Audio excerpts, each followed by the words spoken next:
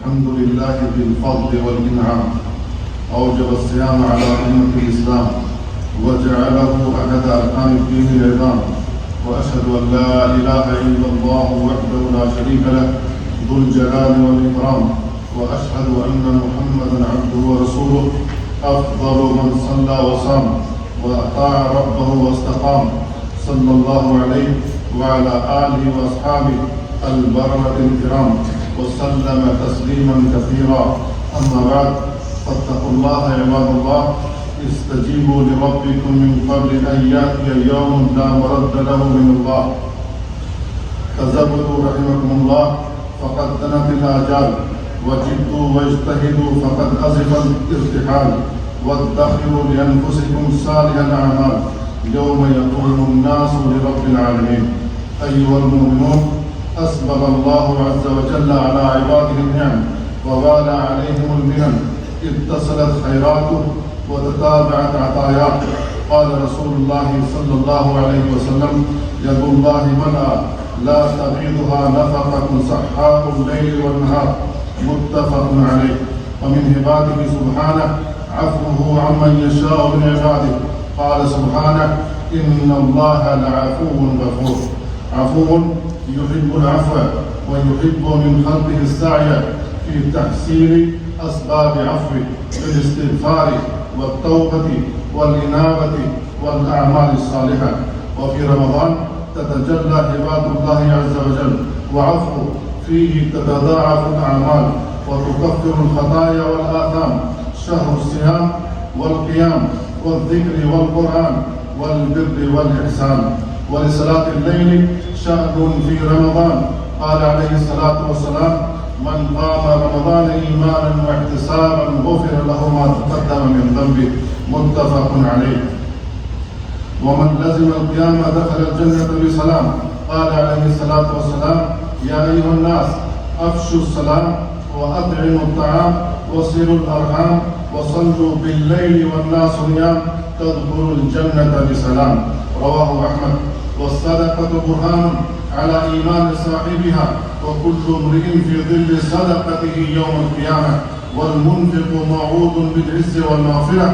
قال سبحانه: وما أنفقتم من نفقة أو نذرتم من نذر فإن الله يعلمه. وأجرها يعظم في الأيام الفاضلة. كان عليه الصلاة والسلام أجود الناس، وكان أجود ما يكون في رمضان، متفق عليه. والدعاء عباد الله به جلب الرخاء ودفع البلاء، وللسائل دعوة لا ترد.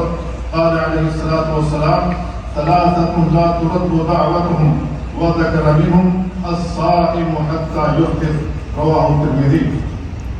وحري بالمسلم الحرص في هذه الليالي على أنفع الدعاء وأجمعه. قالت عائشة رضي الله عنها: يا رسول الله، أرأيت إن وافقت ليلة القدر ما أقول فيها؟ قال: قولي اللهم إنك عفو تحب العفو فاعف عني. رواه أحمد.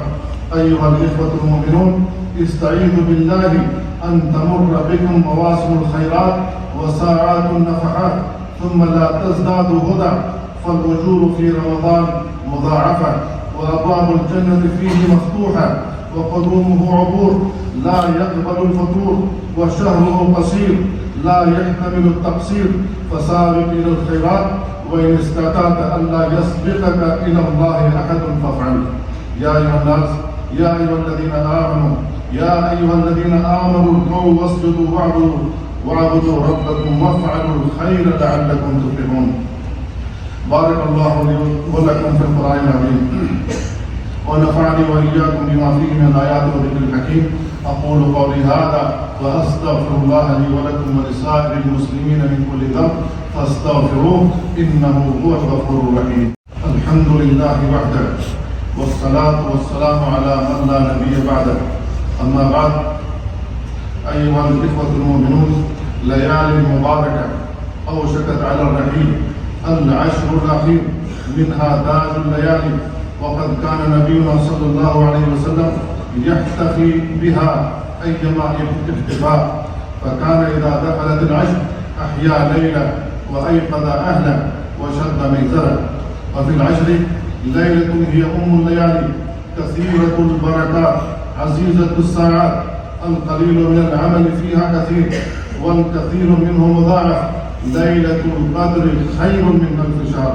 خلق عظيم ينزل من السماء لشهود تلك الليلة، تنزل الملائكة والروح فيها بإذن ربهم من كل أمر، سلام هي حتى مطلع الفجر.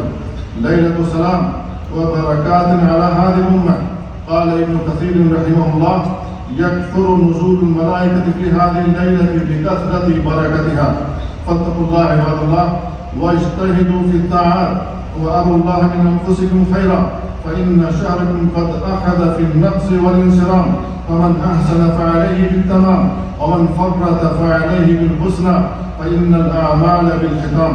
وقدموا لأنفسكم وما تقدموا لأنفسكم من خير تجدوه عند الله، إن الله بما تعملون بصير. ثم اعلموا أن الله أمركم بالصلاة والسلام على نبيه، فقال في محكم التنزيل: إن الله وملائكته يصلون على النبي يا أيها الذين آمنوا صلوا عليه وسلموا تسليما. اللهم صل على محمد وعلى آل محمد كما صليت على إبراهيم وعلى آل إبراهيم إنك حميد مجيد. اللهم بارك على محمد وعلى آل محمد كما باركت على إبراهيم وعلى آل إبراهيم إنك حميد مجيد. اللهم أعز الإسلام والمسلمين وأذل الشرك والمشركين ودمر أعداء الدين، واجعل اللهم هذا البلد آمنا مطمئنا رخاء سخاء وسائر بلاد المسلمين. اللهم وفق إمامنا خادم الحرمين الشريفين لهداك، واجعل عمله في رضاك، وأعنه ولي عهده على ما فيه صلاح الإسلام والمسلمين، ووفق جميع ولاة أمور المسلمين للعمل بكتابك وتحكيم شرعك يا رب العالمين. اللهم وفق رجال أمننا واحفظ جنودنا المرابطين على حدود بلادنا. اللهم اربط على قلوبهم وثبت أقدامهم وعاف جريحهم وتقبل شهيدهم واخلفهم في أهليهم بخير يا رب العالمين. اللهم اجعلنا ممن صام وقام إيمانا واحتسابا. اللهم وفقنا لقيام ليلة القدر إيمانا واحتسابا. اللهم واجعل اللهم من المقبولين يا رب العالمين. ربنا آتنا في الدنيا حسنة وفي الآخرة حسنة وقنا عذاب النار. سبحان ربك رب العزة عما يصفون وسلام على المرسلين والحمد لله رب العالمين.